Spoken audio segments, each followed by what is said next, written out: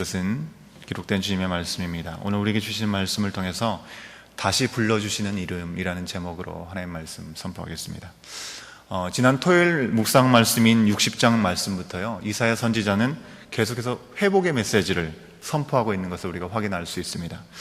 어둠의 빛을, 포로된 자에게 자유를 주시는 그 하나님의 회복, 이것이 아주 자세하게 묘사되어 있고 아주 다양하게 표현되어 있는 것을 우리가 보게 되는데요, 오늘 말씀 62장도 이런 회복의 말씀이 아주 가득 차 있습니다. 특별히 오늘 말씀은 신랑과 신부의 비유를 통해서 예루살렘의 회복을 말씀해 주고 있습니다. 시온, 즉 예루살렘에 살았던 거민들, 더 나아가서는 이스라엘의 민족이 바로 이사야 선지자를 통해서 하나님께서 미리 알려주신 대로 이 바벨론 포로로 잡혀간 긴 시간을 보내는 동안에 버림받은 여인처럼 절망 가운데 어려움을 당하게 될 것입니다. 하지만 그렇게 끝나는 것이 아니라는 것입니다.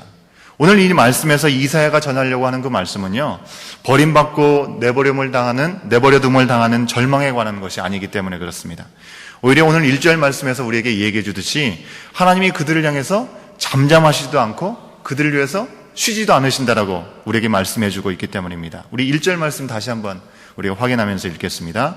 시작. 나는 시온의 의가 빛같이 예루살렘의 구원이 횃불같이 나타나도록 시온을 위하여 잠잠하지 아니하며 예루살렘을 위하여 쉬지 아니할 것인즉. 여기서 나라고 표현되어 있는 것은요, 이사야 선지자로 생각할 수 있지만 궁극적으로는 하나님을 의미하는 것입니다. 먼저 이사야 선지자는 하나님께서 주신 그 사명대로 시온의 회복을 위해서 선포하는 것을 멈추지 않을 것입니다. 그런데 그가, 이 이사야 선지자가 멈추지 않고 잠잠하지 않고 쉬지 않을 수 있는 이유는 다른 데 있는 것이 아니라는 것입니다. 하나님께서 시온의 회복을 위해서 잠잠하시지 않기 때문에 그렇습니다. 이스라엘 민족을 향한 하나님의 열심이 단 한순간도 끊어지거나 쉬는 일이 없으시기 때문에 이사야 선지자가 하나님의 말씀을 받들어 그 일들을 행하게 된다는 것입니다.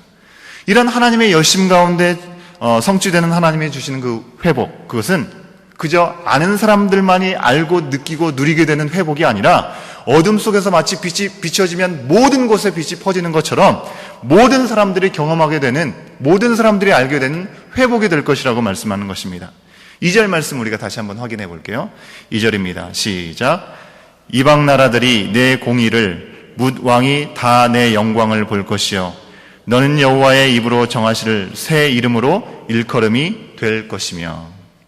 모든 나라들이 이스라엘의 회복을 볼 것이라는 것입니다. 그들은 전과 달리 새로운 이름을 갖게 될 거라고, 새로운 이름을 부르게 될 거라고 말씀해 주고 있습니다. 새 이름을 부른다는 것이 무엇을 의미하겠습니까? 전혀 다른 존재가 된다는 것을 의미하는 거 아니겠습니까? 아브라함과 사라라고 이름이 바뀌어진 것은 그냥 한 가정의 아버지요 한 가정의 어머니가 모든 열방, 모든 민족의 아버지가 되고 모든 민족의 어머니가 되는 것으로 그들의 존재 자체가 바뀌었던 것입니다. 또한 속이는 자, 야곱이라는 이름이 하나님과 겨루어 싸워서 이스라엘이라는 이름을 허락받았을 때 그는 새로운 민족의 시작이 되는, 민족의 근간이 되는 것으로 시작되는 것을 우리는 기억할 수 있습니다. 새로운 시대가 열리게 된 것입니다. 이처럼 이스라엘 민족이 이제 새 이름으로 불리게 된다는 것은 그들의 삶의 형편과 그 미래가 아주 전혀 달라지게 될 것을 의미하고 있는 것입니다. 전에 그들이 무엇하고 불렸습니까? 유다와 이스라엘은 멸망당하게 되는 것입니다. 멸망당한 후에는 그저 하나님께 버림받은 자들, 망한 나라, 포로, 그리고 노예, 그렇게밖에 기억되지 않은 모습이 그들의 모습이었습니다. 하지만 달라진다는 것입니다. 4절과 5절 말씀 우리가 함께 읽겠습니다. 4절과 5절입니다. 시작. 다시는 너를 버림받은 자라 부르지 아니하며 다시는 내 땅을 황무지라 부르지 아니하고 오직 너를 헵시바라 하며 내 땅을 삘라라 하리니 이는 여호와께서 너를 기뻐하실 것이며 내 땅이 결혼한 것처럼 될 것임이라. 마치 청년이 처녀와 결혼한 같이 내 아들들이 너를 취하겠고 신랑이 신부를 기뻐함 같이 내 하나님이 너를 기뻐하시리라. 그렇습니다. 이 말씀대로 그들은 전에 버림받은 자로 불렸습니다. 하지만 이제 하나님이 그들에게 주신 새 이름은 헵시바입니다. 헵시바는 나의 기쁨이 그녀에게 있다라는 그런 의미입니다. 이스라엘 민족을 마치 사랑하는 여인처럼 기뻐하시는 하나님께서 헵시바라고 불러주시는 것입니다. 한때 그들은 하나님을 떠나서 음행을 했습니다. 이방신을 섬겼습니다. 사랑하는 이를 떠나서 한눈을 파는 여인처럼 버려질 수밖에 없는 자리에 있었습니다. 그들은 자신의 범죄를 알지 못했고 버려졌고 내버려둠을 당한 시간을 70년이라는 시간 동안 겪어야 했습니다. 그 시간 동안 다시 하나님의 사랑을 깨닫게 되는 것이고 깨닫고 회복되어야 했습니다. 이에 하나님은 그들을 다시 찾아주시는 것이고 나의 기쁨이 너에게 있다라고 위로하시면서 회복해 주시는 것입니다. 그뿐만 아니죠. 황무지로 불린 예루살렘 땅, 완전히 황폐된 땅, 즉 이스라엘의 땅은 뷸라라고 불리게 된다는 것입니다. 뷸라는 결혼한 여인을 의미하는 것입니다. 이스라엘 민족은 버려진 여인이 아니라 하나님의 선택을 받은 신부가 될 거라는 것입니다. 청년이 처녀와 결혼함 같이 내 아들들이 너를 취하겠다는 그 말씀 기록하고 있습니다. 여기서 아들들로 번역된 이 단어는요, 히브리 원어에서는 그저 아들들로 표현될 수도 있고 건축자라고 그렇게 번역이 될 수 있습니다. 그렇기 때문에 건축자이신 하나님이 그 땅을 취하신다는 그런 의미일 수도 있고요. 이스라엘의 포로기 이후에 후손들이 이 땅을 취한다는 의미로 해석될 수 있습니다. 하지만 어떤 것이 맞든지 정확한 것은 바로 이 표현이 예루살렘과 이스라엘 땅에 회복을 주는 메시지라고 하는 것입니다. 그 땅의 회복에 대한 것들을 분명히 말씀하고 있다는 것입니다. 전에는 주인 없는 황무지 땅이 신랑이 신부를 취하여서 자기 아내 삼아 보호하듯이 돌봐지게 될 것을 선포하고 있는 것입니다. 사실 이사야 선지자 이후에 다음 선지자였던 예레미야 선지자를 통해서 하나님께서 이스라엘 민족이 바벨론에 끌려가면 그곳에서 잘 정착하라고 말씀하셨습니다. 하나님의 메시지라면 그들을 위로하시고 하나님께서 너희를 멸망하지 않고 회복하실 것이다. 그렇게 말씀을 듣는 것을 우리는 원하는 것이고 그것이 당연히 하나님의 메시지라고 생각할 것입니다. 그런데 하나님의 메시지는요, 예레미야 선지를 통해서 말씀하실 때 너희들은 망한다. 바벨론에 끌려가게 되면 70년 동안 거기 살아야 된다. 거기서 언제 하나님께서 회복하실까? 시간 재고 날짜 보면서 돌아올 날만 기다리는 것이 아니라 그곳에 정착하며 살라고 하시는 것입니다. 포로로 잡혀있듯이 잠깐 살려고 하는 마음들을 내려놓고 그곳에서 집을 짓고 밭을 갈고 결혼하고 그들이 살고 있는 그 땅에서 아무 어려움 없이 평안히 그 70년 시간을 잘 살아갈 수 있도록 하나님께 기도하라는 것이 예레미야 선지자가 멸망하기 전에 그 이스라엘 백성에게, 유다 백성에게 전해주었던 하나님의 선포된 말씀이었다고 하는 것입니다. 이렇게 정착하라고 하시는 것은 마치 다시 이스라엘 땅으로 돌아오지 않게 될 느낌까지 들지도 모르겠습니다. 실제로 이후에 그들이 포로기에서 70년간 바벨론 땅에 살 때 그들은 그 땅이 이제 더 이상 자신의 터전인 양 아주 평안하게 살 수 있는 그런 환경에 놓이게 되었습니다. 마치 여기 앉아 계신 여러분들에게 이민 오시는 때가 다 있지 않으셨습니까? 처음에 오셨을 때는 이곳에서 적응하기도 쉽지 않으셨을 것이고 정말 힘든 시간이 분명히 있으셨을 것입니다. 하지만 이제는 한국에 다녀오시면 오히려 한국에 계신 때보다 이곳에 오셨을 때 이제 내 집에 온 것 같이 편안하다라고 느끼실 것입니다. 그런 마음이 이스라엘 백성, 포로로 끌려갔던 이 바벨론에 살았던 이스라엘 백성 가운데 있을 수 있었던 마음이었다고 하는 것입니다. 하지만 하나님의 계획은 이스라엘 민족이 그 바벨론 땅에서 영구히 거주하는 것이 아니었다는 것입니다. 하나님께서 약속하신 시간 동안 헛된 기대, 거짓 예언에 흔들리지 않도록 포로된 땅에 잘 정착하였다가 약속한 때 인간의 방법, 인간의 바람이 아니라 하나님의 방법으로 돌아오는 것이 바로 하나님의 뜻이었다고 하는 것입니다. 오늘 말씀에서 그 약속의 때 이루어질 일들을 미리 보여주고 있는 것입니다. 포로된 땅에서 정착했던 그들이 여기가 좋사오니 하지 않고 하나님의 때가 되면 돌아와서 정말 결혼한 것처럼 약속한 영원히 주신 그 약속 가운데 소유가 되는 이스라엘 땅에 재정착하게 될 것이라는 것을 알려주시는 것입니다. 이것은 모두 그들을 통해서 하나님이 누구신지 나타내시고 그 영광을 드러내시기 위한 하나님의 뜻이 그 가운데 있는 것입니다. 이스라엘이 우상을 섬기면서 하나님을 거역했을 때 직접 그들을 심판하심으로 이스라엘 백성 스스로와 열방이 하나님이 누구신지를 알게 하셨다고 한다면 이제 다시 찾아주시고 돌아오게 하심으로 이스라엘을 회복하시는 분이 누구이시고 하나님이 하신 일을 열방에게 보이게 하시는 것이 바로 하나님의 뜻이었다고 하는 것입니다.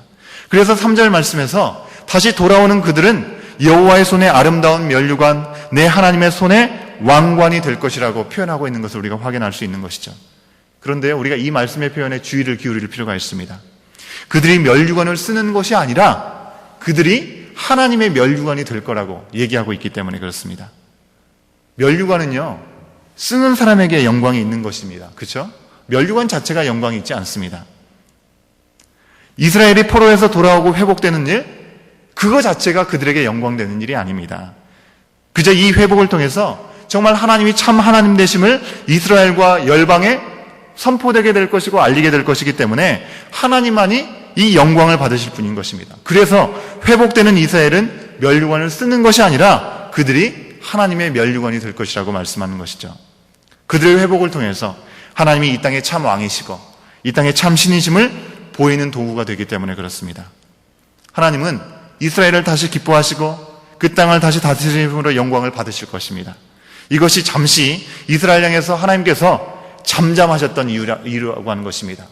하나님께서는 계속 일하고 계시는 것입니다. 우리의 눈에도 하나님이 일하시지 않은 것처럼 보일지 모르지만 하나님의 뜻을 온전히 드러나기 위해서 기다리는 시간까지도 하나님께서는 일하시는 시간이라는 것입니다. 하나님은 한 번도 그들을 잊지 않고 쉬지 아니하시고 일하셨지만 진정 하나님을 알리고 하나님 안에서 온전한 회복을 주시기 위해서 잠잠하게 응답하시지 않고 버려두신 것 같은 시간들이 그들 가운데 허락된 것입니다. 그러나 이제 그들은 새 이름을 불리면서 놀라운 회복의 말씀을 경험할 것입니다. 약속하신 대로 회복의 때가 되면 쉬지 않고 일하시는 하나님 안에서 그들 역시도 쉴 시간이 없을 것입니다. 6절 이하의 말씀 속에서 예루살렘에 회복된 이후에 하나님이 하실 일과 이스라엘 백성이 해야 될 일들을 말씀해 주고 있습니다. 하나님은 파수꾼을 세워서 그들이 전처럼 추수한 것을 적에게 빼앗기지 않도록 성을 지켜준다고 분명히 약속해 주고 있습니다. 여기서 파수꾼은요, 실제 성과 양식을 보호하는 하나님의 능력으로 나타날 수 있지만 동시에 영적으로 그들을 지키신다는 약속으로 우리가 볼 수 있는 것입니다. 하나님은 포로 생활을 통해서 우상을 버리고 진정 하나님만을 구하는 이스라엘을 영육간에 보호하실 것을 말씀해 주신 것이고 이것이 오늘 말씀에서 우리에게 알려주시는 하나님의 일이라고 하는 것입니다. 오직 이스라엘이 할 일은요, 주께서 지켜주신 그 양식을 거둬서 먹고 주님을 찬송하고 주님을 예배드리는 일이라는 것입니다. 쉽게 말해서 하나님의 하나님 되심을 선포하고 하나님의 행하신 일을 찬송하는 것입니다. 다시 예배드리고 하나님과의 교제를 넉넉하게 이루어가는 것입니다. 9절에서 그것을 거둔 자가 나의 뜰에서 마시리라 라고 표현하고 있습니다. 이것은 그들이 하나님의 은혜와 보호 가운데 얻은 것으로 인해서 하나님 앞에 예배드리는 그 귀한 모습들을 우리로 하여금 연상하게 만드는 자리입니다. 지금 현재는 앞으로 성전을 잃고 타향살이하며 예배 처소가 없는 그들, 가는 곳마다 회당을 지어서 말씀을 배우고 하나님의 말씀에 목말라 하면서 하나님의 임재를 사모했던 이 유다 백성들에게 이런 회복의 말씀이야말로 정말 마른 땅의 생수와 같은 약속이었을 것입니다. 어느 곳에 가든지 정말 하나님의 말씀을 붙들고 살려고 했던 그들에게 하나님의 말씀이 회복된 성전을 통해서 그들이 기뻐하면서 하나님과 더불어 마실 것이라는 약속이야말로 어떤 것과 비교할 수 없는 놀라운 축복의 약속이었을 것입니다. 이것은요, 하나님의 회복이 언제가 쨍 하고 해 뜰 날, 그날이 오겠지라는 막연한 기대가 아니라 아주 구체적인 약속이고 성취될 미래라는 것을 우리에게 보여주는 것이죠. 이렇게 이루어질 미래를 위해서 이제 이스라엘 민족은 나아가고 백성의 대로를 수축하고 돌을 제하고 만민을 위해서 길을 들어야 한다고 말씀합니다. 10절 말씀 우리가 마지막으로 한 번 더 함께 읽겠습니다. 10절입니다. 시작. 성문으로 나아가라 나아가라 백성이 올 길을 닦으라 큰 길을 수축하고 수축하라 돌을 제하라 만민을 위하여 기치를 들라. 하나님의 회복과 보호가 약속되었기 때문에 그들이 할 일은 백성이 돌아올 길을 닦으면 된다는 것입니다. 돌을 제한다는 게 무엇이겠습니까? 장애물을 제하는 것입니다. 포로기를 마치고 돌아오는 그들에게서 꼭 제해야 될 것이 무엇이겠습니까? 첫 번째로 하나님 외에 다른 것을 바라보는 우상을 제하는 것입니다. 둘째로 잠깐 정착했다가 포로기 생활을 보내면서 이제 편하다라고 생각했던 그곳에서 생활에 대한 미련을 두는 마음, 그것을 제하는 것입니다. 세 번째로는 과연 정말 그 말씀대로 다시 회복될 수 있을까라고 하는 두려움을 제하는 것이었습니다.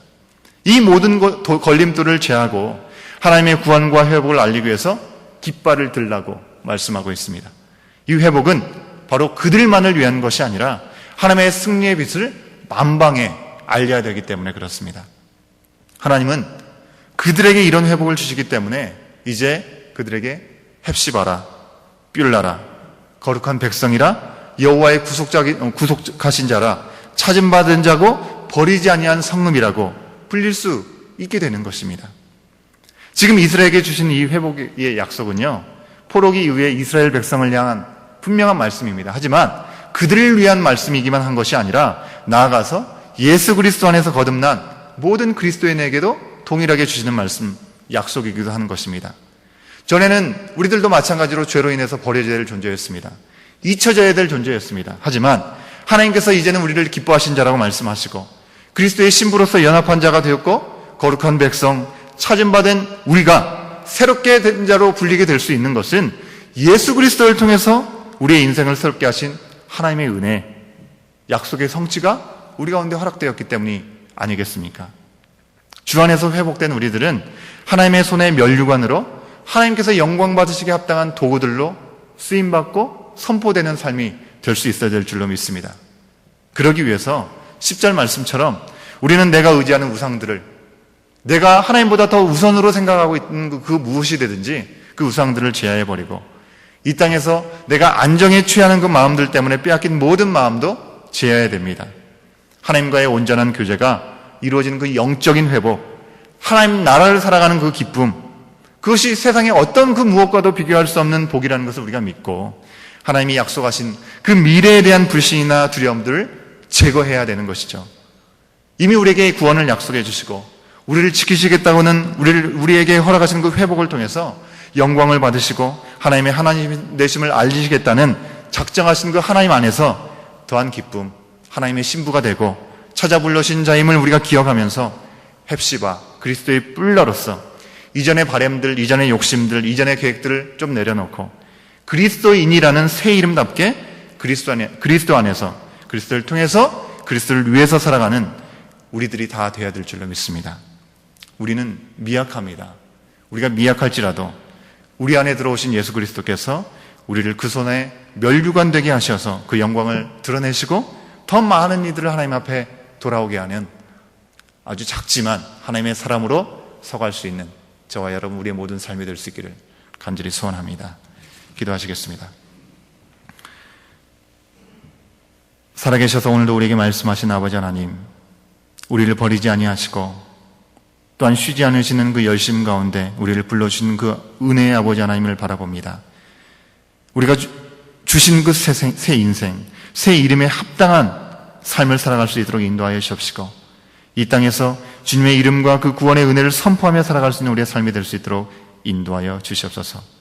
버려질 수밖에 없고 잊혀질 수밖에 없는 우리들을 불러주시고 당신의 신부 삼아주시고 거룩한 백성이라고 나의 자녀라고 말씀하신 그 말씀 앞에 우리가 살아가는 이 인생의 삶 가운데 여전히 내가 세상의 것들을 놓지 못하고 있는 마음이 있다고 한다면 다 내려놓고 하나님의 면류관이 되는 삶을 살아갈 수 있는 나의 심령이 될 수 있도록 주여 인도하여 주시옵소서. 우리 교회가 될 수 있도록 인도하여 주시옵소서. 이 모든 시간을 온전히 주께 맡겨드리며 이 모든 말씀 예수 그리스도의 이름으로 간절히 기도드리옵나이다. 아멘.